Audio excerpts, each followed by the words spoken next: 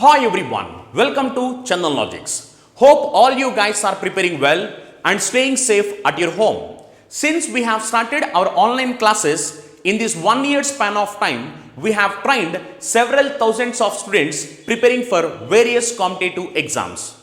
If you want to meet our expert faculty team, you can meet our expert faculty team and we are going to come across with best and unique content which will help you to crack your examinations in a smart way.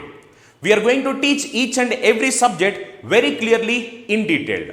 And we are going to come across with best and smart approaches which will help you to crack your examinations in very short span of time. Our expert faculty team is going to teach you each and every subject very clearly in detail. If you want, you can join our free foundation batch. This free foundation batch, you need not pay any money for this. And in this free foundation batch, you can meet our expert faculty team who are going to teach each and every subject very clearly in detail. If you have any doubts, you can contact us through these numbers. And we welcome you to be part of Chandan Logics. Thank you. Hi everyone, welcome back to Chandan Logics.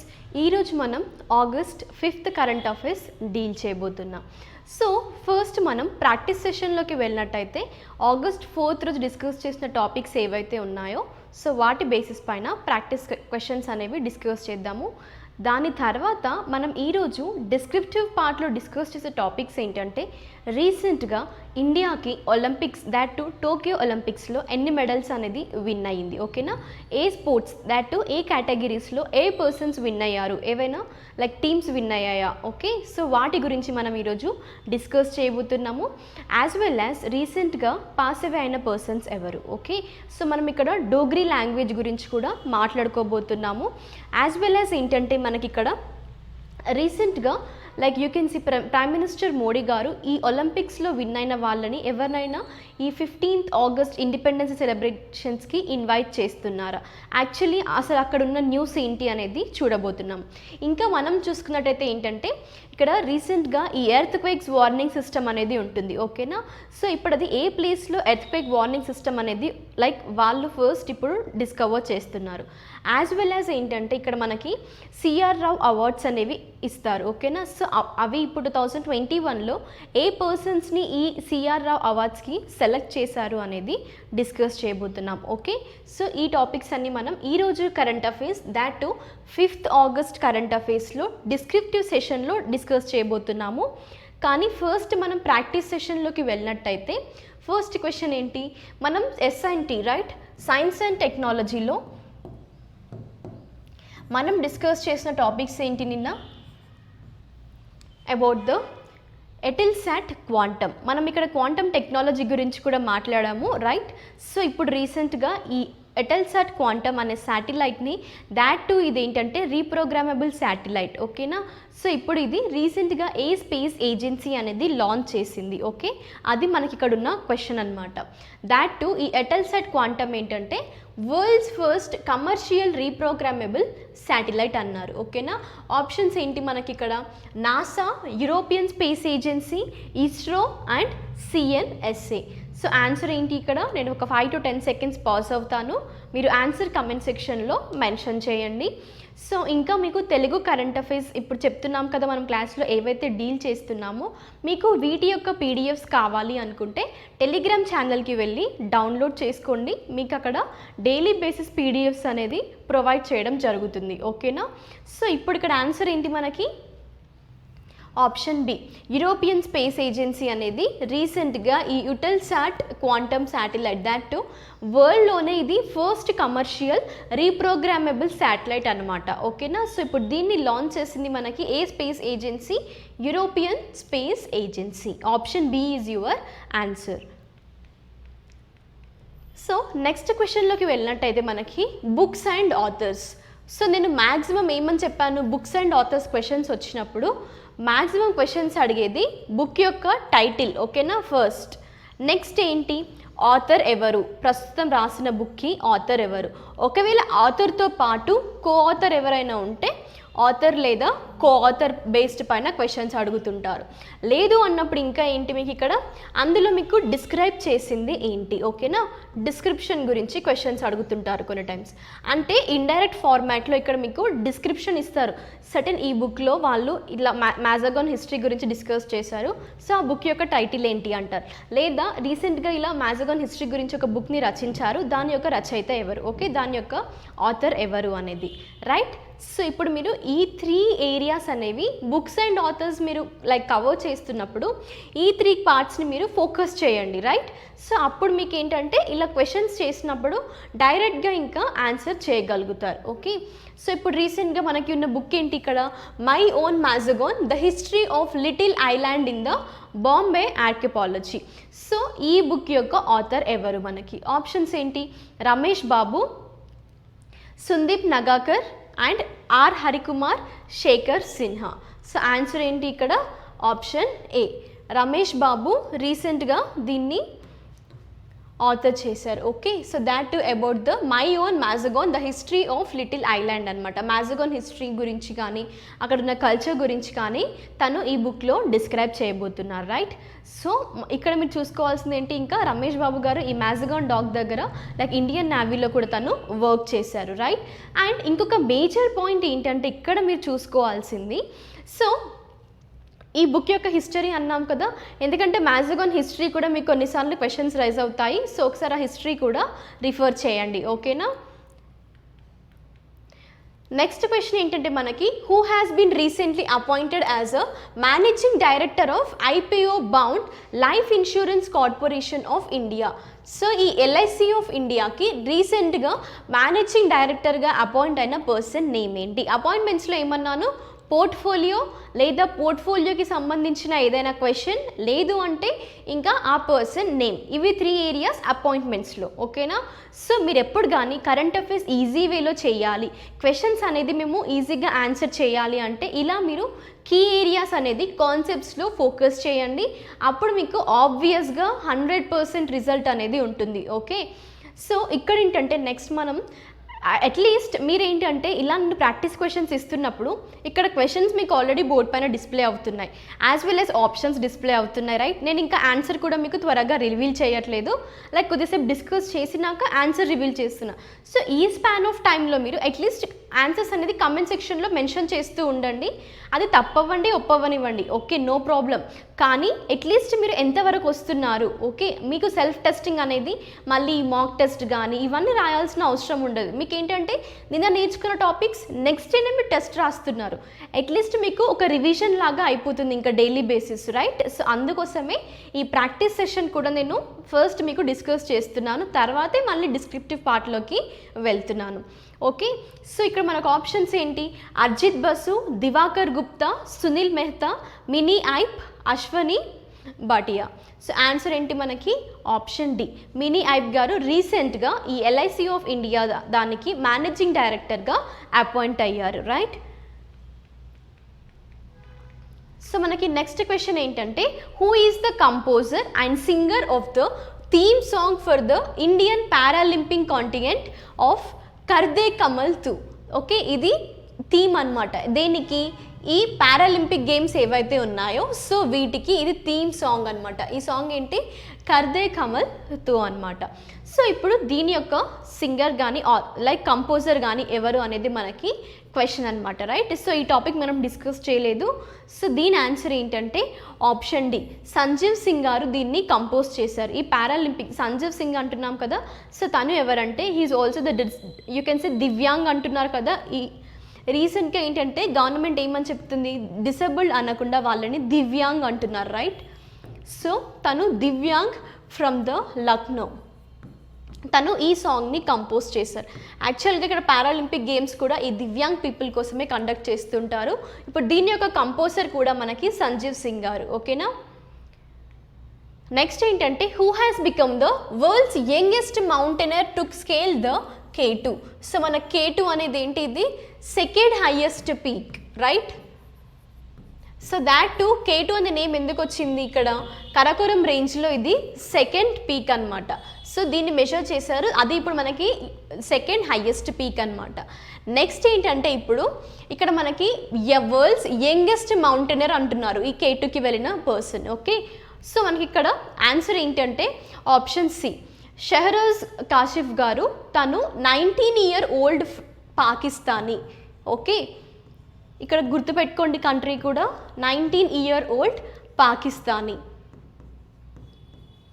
So recently this person has climbed the K2. Okay, so ఇప్పుడు తను ఎలా నిలిచారు, world's youngest మౌంటైనర్గా తను ఇప్పుడు హిస్టరీలో తన name అనేది place చేసుకుంది. ఓకేనా, సో ఆ పర్సన్ నేమ్ మనకి ఇక్కడ Shehroz Kashif belongs to Pakistan, that too 19 years old. Is it clear? So దీంతో మన ప్రాక్టీస్ సెషన్ ఫినిష్ అయిపోయింది. ఇప్పుడు మనం డిస్క్రిప్టివ్ పార్ట్లోకి వెళ్దాము. మీరు ఈగర్గా వెయిట్ చేస్తున్నారు అనుకుంటాను యాక్చువల్గా, ఎందుకంటే నేను మీకు టైటిల్స్ చెప్పాను మనం ఏం డిస్కస్ చేస్తున్నాము అనేది, కానీ ఇప్పుడు వాటి యొక్క ఇన్ఫర్మేషన్ మనం డిస్కస్ చేయబోతున్నాము. సో ఫస్ట్ టాపిక్ ఏంటంటే ఈ Indian Olympics contingent that to be the guest at the Independence Day అన్నారు. So prime minister Narendra Modi గారు ఏంటంటే ఇప్పుడు ప్రజెంట్ జరుగుతున్న ఇండిపెండెన్స్ సెలబ్రేషన్స్ ఏవైతే ఉన్నాయో ఇప్పుడు August 15th, సో దానికి ఇండియన్ ఒలింపిక్స్ కాంటిజెంట్ని గెస్ట్గా ఇన్వైట్ చేయబోతున్నారు.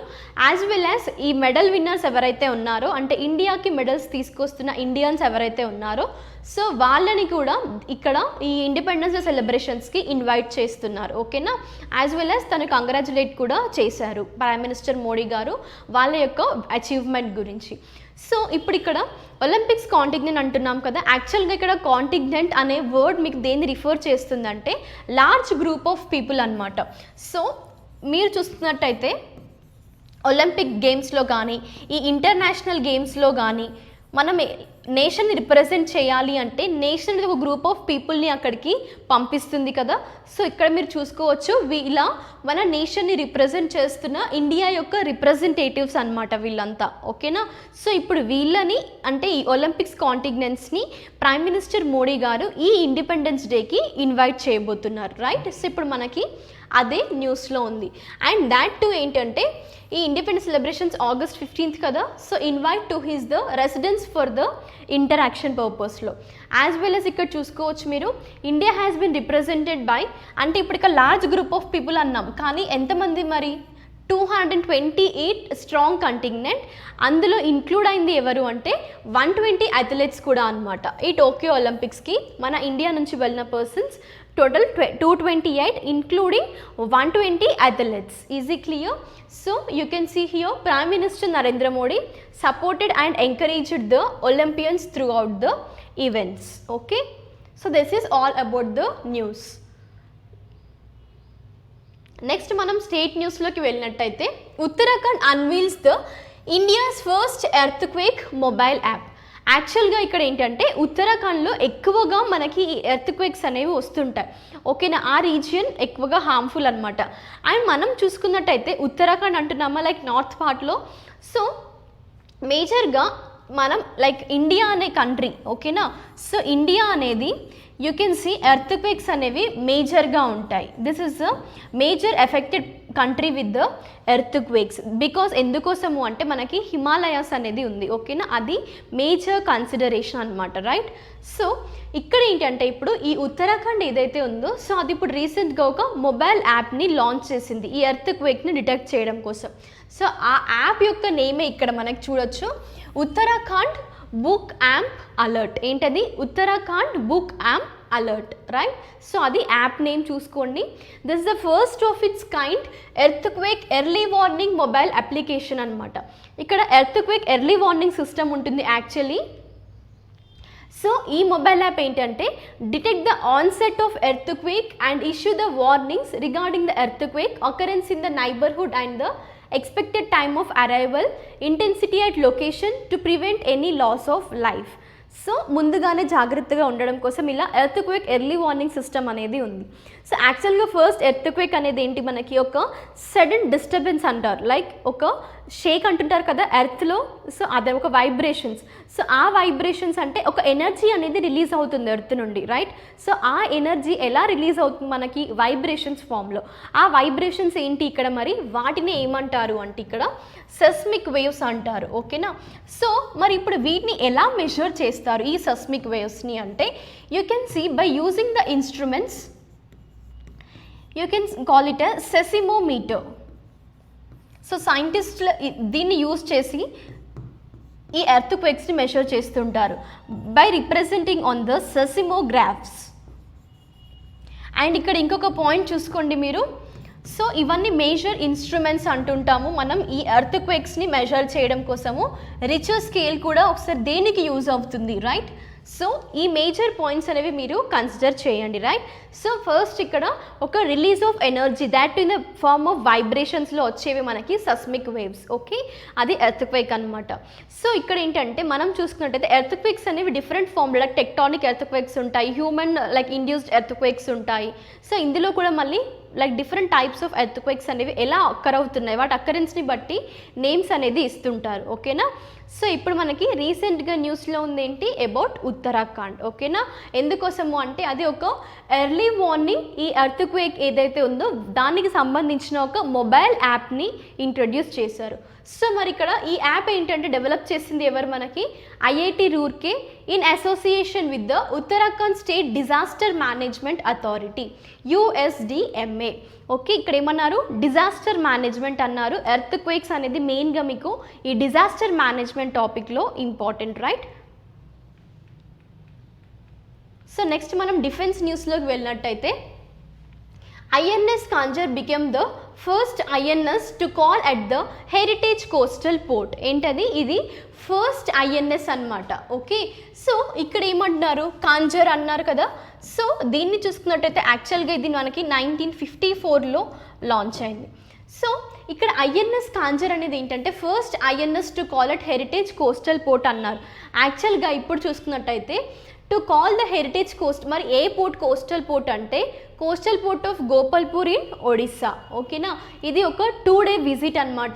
That was organised as a part of Azadi ka Amrit Mahotsav as well as a Swarnim Vijay Varsh celebrations to commemorate the 75th anniversary of independence, right? So ఇదేంటి మనకి 75th anniversary of independence and the 15th anniversary of 1971 war అన్నారు. మనకి ఇక్కడ 1971 war అంటే ఒకటి ప్రీవియస్గా discuss చేసింది గుర్తు రావాలి. ఏంటది? Bangladesh war of liberation. As well as ఇక్కడ ఏంటంటే ఈ 1971 వార్లో ఇండియన్ నేవీ అనేది లైక్ దాని రోల్ ఏంటి అంటే ఇండియన్ నేవీ ఇక్కడ మెయిన్గా ఈ 1971 ఇండో పాకిస్తాన్ వార్కి మేజర్ రీజన్ ఏంటి నావల్కి సంబంధించింది అంటే ఈ నావల్ లైక్ మ్యారిటైమ్ మిలిటరీ అరేంజ్మెంట్స్ ద్వారా ఒక what we can say war అనేది జరిగింది ఇండియన్ నేవీకి ఇంకా పాకిస్తాన్ నేవీకి, ఓకేనా? అది మనకి 1971 ఇండో పాక్ వార్ అనమాట. ఇందులో నేవీ ప్లే చేసిన రోల్ ఏంటో మనం ఇప్పుడు డిస్కస్ చేసాము, ఓకేనా? సో ఈ విజిట్ ఆఫ్ షిప్ అనేది అంటే ఈ INS కాంజర్ విజిట్ అనేది లైక్ దేనికోసం దీని ఆబ్జెక్టివ్ అంటే enhancing the ties and spreading the awareness with the local populace on the aspects of coastal security ఇంకా ఈ మ్యారిటైమ్ ఆపరేషన్స్, ఓకేనా?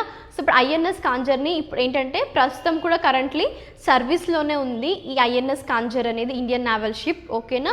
సో ఇప్పుడు అదే ఈ విజిట్కి దాని యొక్క మెయిన్ ఆబ్జెక్టివ్ ఏంటంటే ఈ మ్యారిటైమ్ ఆపరేషన్స్ గురించి ఒక అవేర్నెస్ అనేది స్ప్రెడ్ చేయడం కోసము వాళ్ళు ఇప్పుడు ఏంటి ఇక్కడ first INS to call at the heritage coastal port అనమాట. సో ఆ పోర్ట్ ఎక్కడ మనకి port of Gopalpur in Odisha. So next టాపిక్లోకి వెళ్ళినట్టయితే awards and honours. CR Rao gold medal award winners announced. So యాక్చువల్గా ఇక్కడ ఇండియన్ ఎకనామెట్రిక్ సొసైటీ అనేది you can see TISE, that is this trust has selected the 2 renowned economic scholars for the professor C R Rao centenary gold medal awards, ఓకేనా? So ఇద్దరు economic పర్సన్స్ని తీసుకుందన్నమాట, స్కాలర్స్ని. So ఆ 2 persons ఎవరు అంటే మనకి ఇక్కడ చూసుకోవచ్చు Jagdish Bhagwati and second one is C Rangarajan, okay? These 2 has been conferred with the inaugural of professor C R Rao centenary gold medal CGM. So actually C R Rao అంటే ఎవరు మనకి? He is a person Indian born కానీ లైక్ మ్యాథమెటిషియన్, స్టాటిషియన్ అంటూ చెప్పుకోవచ్చు. But most of his in life time తన work అనేది ఎక్కువగా అమెరికాలో చేశారు. సో తనని ఇండియన్ అమెరికన్ మ్యాథమెటిషియన్ అండ్ స్టాటిషియన్ అంటారు. సో తన నేమ్ పైన ఈ అవార్డ్స్ అనేది ఇస్తారు. సో యాక్చువల్గా ఇక్కడ ఏంటంటే మనకి ఈ ఇయర్ సెలెక్ట్ అయిన పర్సన్స్ ఎవరు అంటే భగవతి గారు అండ్ రంగరాజన్. సో మరి భగవతి గారు అండ్ రంగరాజన్ గారు లైక్ ఎవరు అంటే మనం చూసుకున్నట్టయితే Bhagwati is a professor of economics, law, international relations at the Columbia university. ఓకేనా, తను professor. And second person Rangarajan garu మనకి former chairman of economic advisor council of the prime minister and former governor of RBI. So former governor అన్నారు కదా, 15th governor of RBI. ఓకేనా, and as well as economic advisor council of prime minister అన్నారు. యాక్చువల్గా economic advisory council of prime minister అనేది, ఈ economic advisory council అనేది non constitutional, non permanent, independent body అనమాట ఇది. సో మెయిన్గా ఈ ఎకనామిక్ అడ్వైజరీ కౌన్సిల్ నేమ్లోనే చూడొచ్చు మీరు. సో దీనికి ఉన్న పర్సన్ ఎలా లైక్ యాజ్ ఎకనామిక్ అడ్వైజరీ అన్నారు కదా, సో దీనికి లైక్ ఆ అడ్వైజరీ ఏం చేస్తుంటారు, ఈ ఎకనామిక్కి సంబంధించినవి ఏవైతే ఉంటాయో వాటి ఇష్యూస్ గురించి చూసుకునేదే ఈ ఎకనామిక్ అడ్వైజరీ కౌన్సిల్ అనమాట. సో ఎవరికి లైక్ ఇన్ఫర్మేషన్ ఇస్తుంది, మెయిన్గా లైక్ గవర్నమెంట్ ఆఫ్ ఇండియా అని చెప్పుకోవచ్చు, కానీ అందులో ఎక్కువగా రిఫర్ చేసేది ప్రైమ్ మినిస్టర్కి. ఓకేనా, ఈ ఇన్ఫ్లేషన్ కానీ, ఈ ఎకనామిక్ ఇష్యూస్ కానీ, మ్యాక్రో ఎకనామిక్స్ గురించి కానీ, ఇండస్ట్రియల్ అవుట్పుట్స్ గురించి కానీ చూసుకునేది మనకి ఇక్కడ economic advisory council of the prime minister. Okay, so ఇప్పుడు రీసెంట్గా ఈ CR Rao gold medal award winners అనేది అనౌన్స్మెంట్ జరిగింది. ఇక్కడ మీరు చూసుకోవచ్చు ఇమేజెస్ కూడా, CR like you can see Rangarajan and Bhagwati garu. So next మనం స్పోర్ట్స్ న్యూస్లోకి వెళ్ళినట్టయితే ఇక్కడ మనం like we have to congratulate even India men's hockey team that too for winning దేనికోసము బ్రాంజ్ మెడల్ ఫర్ ఇండియా. ఓకేనా, సో మరి ఎవరిని బీట్ చేసింది ఇక్కడ అంటే జర్మనీని, రైట్. సో ఇప్పుడు ఇండియా అనేది బ్రాంజ్ మెడల్ విన్ అయింది. యాక్చువల్గా ఇక్కడ చూసుకున్నట్టయితే మనకి హాకీ అనేది నేషనల్ గేమ్ ఆఫ్ ఇండియా ఏంటి, ఫీల్డ్ హాకీ, రైట్.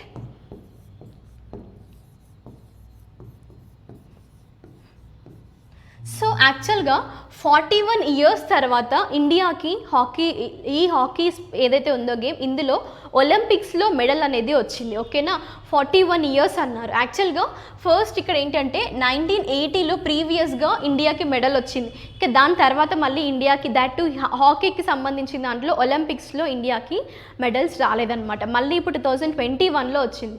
సో యాక్చువల్గా మనకి ఈ స్పోర్ట్స్ లైక్ హాకీ ఏదైతే ఉందో, ఈ హాకీకి సంబంధించిన Olympics medals like total number of Olympic medals ఎన్ని అంటే 12 అనమాట. సో ఇందులో ఏంటంటే మళ్ళీ 8 గోల్డ్. ఓకేనా, మేజర్గా ఫోకస్ చేయాల్సింది మీరు గోల్డ్ పైన, ఏంటి 8 గోల్డ్ అనమాట, రైట్. సో నెక్స్ట్ ఏంటంటే ఇక్కడ మీరు చూసుకోవాల్సింది ఇప్పుడు 2021లో వచ్చిన మెడల్స్ లైక్ హాకీకి సంబంధించింది అంటే బ్రాంజ్ మెడల్. ఓకేనా, సో 41 ఇయర్స్ తర్వాత ఇండియాకి హాకీ టీం వాళ్ళు మెడల్ అనేది తీసుకొచ్చారు. Like we have to congratulate all the team. Okay, so ఇక్కడ ఏంటి మీరు చూసుకోవాల్సింది, Indian men's hockey team defeated Germany to win their first ever Olympic medal in the 41 years. చూసుకోండి ఇక్కడ, and India wins the bronze medal, right. Next ఏంటి ఇక్కడ Tokyo ఒలింపిక్స్లో ఇప్పుడు వచ్చింది మనకి. So before this podium finish for the bronze, India last climbed for the Olympic podium ఎప్పుడు మనకు అది 1980sలో when it won the 8th gold at the times. So మన గోల్డ్ మెడల్స్ ఎన్ని వచ్చాయి ఇప్పటి వరకు, 8 గోల్డ్ మెడల్స్ అనమాట. ఓకేనా,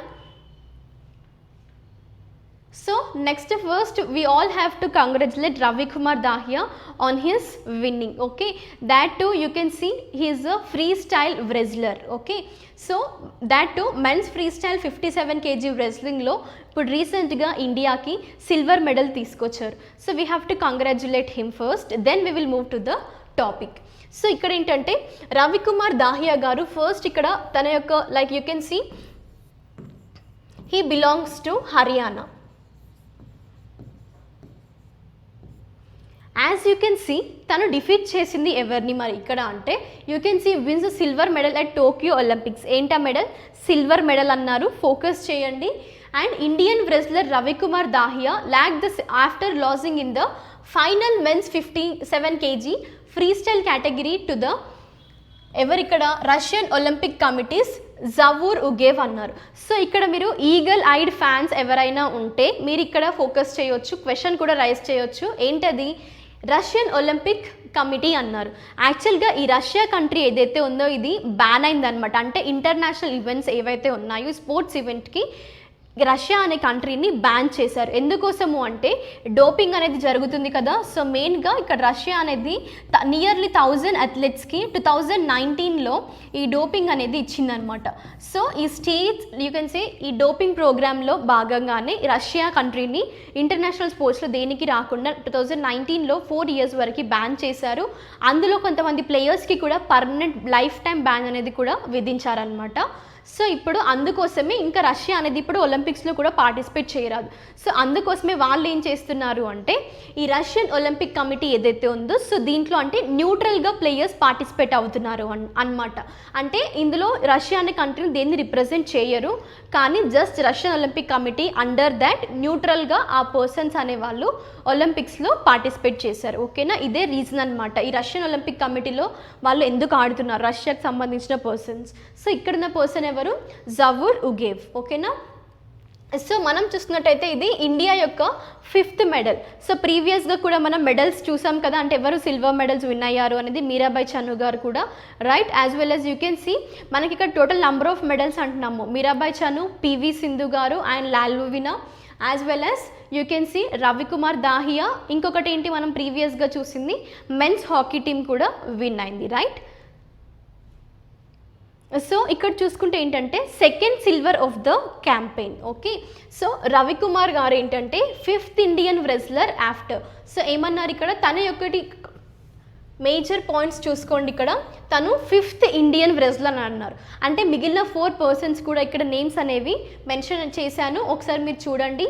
కేడి Jadhav, Sushil Kumar, Yogeshwar Dutt and Sakshi Malik, okay na, to finish on the Olympic podium. He is the 5th wrestler to achieve this, that to the medal in the Tokyo Olympics. So next మనం ఆబిచరీస్లోకి వెళ్ళినట్టయితే Padmashri awardee Padma Sachdev passes away. So రీసెంట్గా పద్మా సచ్దేవ్ గారు తను ఎవరు అంటే Dogri poet అనమాట. As you know poetess and the writer, and she had died after her Mumbai based residency on Wednesday at the age of 81.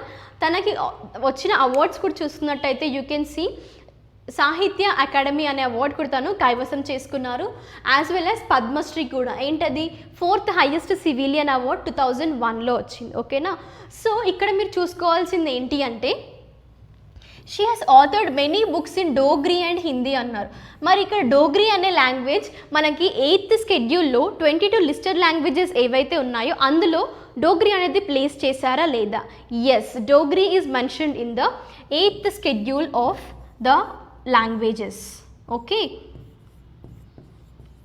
And మరి ఎప్పుడు డోగ్రీని ఈ 8th షెడ్యూల్లో పెట్టారు అంటే మనకి 2004లో దీన్ని ఈ లిస్ట్లో మెన్షన్ చేశారనమాట. ఎప్పుడది 2004లో డోగ్రీని మెన్షన్ చేశారు. ఇక్కడ సాహిత్య అకాడమీ అంటున్నాం కదా, సాహిత్య అకాడమీ అవార్డ్ 1971లో తనకు వచ్చింది. సో ఈ సాహిత్య అకాడమీ ఎవరికి ఇస్తారు ఇండియాలో అంటే దిస్ ఇస్ లిటరరీ అవార్డ్ అనమాట. ఈ పోయెటిస్కి కానీ పోయెట్స్కి కానీ ఆథర్స్కి, ఓకేనా, వాళ్ళ హై పర్ఫార్మెన్స్ని బట్టి ఈ సాహిత్య అకాడమీ అవార్డ్ అనేది ఎవ్రీ ఇయర్ ఇస్తుంటారు. Easy clear. సో ఇప్పుడు మనకి రీసెంట్గా ఈ పద్మ సచ్దేవ్ గారు first modern women poet of the Dogri language. So ఇక్కడ లాంగ్వేజ్ ఫోకస్ చేయండి, ఏంటది Dogri language has recently passed away. And also తనకి ఇక్కడ Kabir Samman for poetry for 2007 and 2008 by the Madhya Pradesh government కూడా ఈ అవార్డు ఇచ్చింది. ఇంకా like highest civilian award of central government ప్రకారం పద్మశ్రీ అండ్ సాహిత్య అకాడమీ. అంటే ఇక్కడ తన అచీవ్మెంట్స్ కూడా మీరు ఒకసారి చూసుకోండి. సో నెక్స్ట్ మనం మిస్లీనియస్ టాపిక్స్లోకి వెళ్ళినట్టయితే BRO builds the world's highest road in the Ladakh at the 19,300 feet. ఓకేనా, అదే మనకి ఉమ్లింగ్లా అనమాట. ఉమ్లింగ్లా పాస్ అనేది మనకి లడాక్లో ఉంది. సో ఇక్కడ బీఆర్ఓ అనేది ఏంటి అంటే బార్డర్ రోడ్ ఆర్గనైజేషన్ అనమాట. సో ఇది మెయిన్గా ఇండియా ఇంకా చైనా ఏదైతే ఉందో వీటి మధ్యలో ఈ బార్డర్స్ కన్స్ట్రక్షన్ కానీ ఇన్ఫ్రాస్ట్రక్చర్ ప్రొవైడ్ చేయడం కానీ ఇందులో మెయిన్ రోల్ అనేది ప్లే చేస్తుంది. ఓకేనా. So you can see here మరి బీఆర్ఓ ఏ మినిస్ట్రీలోకి వస్తుంది, బార్డర్ రోడ్స్ ఆర్గనైజేషన్ అనేది మనకి మినిస్ట్రీ ఆఫ్ డిఫెన్స్లోకి వస్తుంది. ఓకేనా, మినిస్ట్రీ ఫోకస్ చేయండి. It comes under which ministry? It comes under the ministry of defence. Easy clear? So ఇప్పుడు ఏంటంటే ఈ మోటరబుల్ రోడ్ ఏదైతే ఉందో highest motorable road in the world అనమాట. సో దీని యొక్క సిచ్యువేటెడ్ ఆల్టిట్యూడ్ ఆఫ్ 19,300 feet. ఓకేనా, సో ఇప్పుడు ఇదేంటి Umlingla pass, that to in the eastern Ladakh. Okay, so this is higher than the base camps of the mount Everest, right? So the road itself, it is a 52 kilometers long, that too tramway stretch through the Umlingla Pass, connecting the important towns in the Chumar sector of eastern Ladakh. Okay, so ikkada chuskondi manaki BRO welcomes you to the highest motorable pass in the world. Okay, ade manaki Umlingla Pass. Okay, so ఇప్పుడు ఇది మనకి ఇది లడాఖ్లో ఉంది, construct చేసింది ఎంత ఫీట్కి? అది altitude of 19,300 feet. Thank you everyone. We will meet you in the next class. Stay safe, stay home.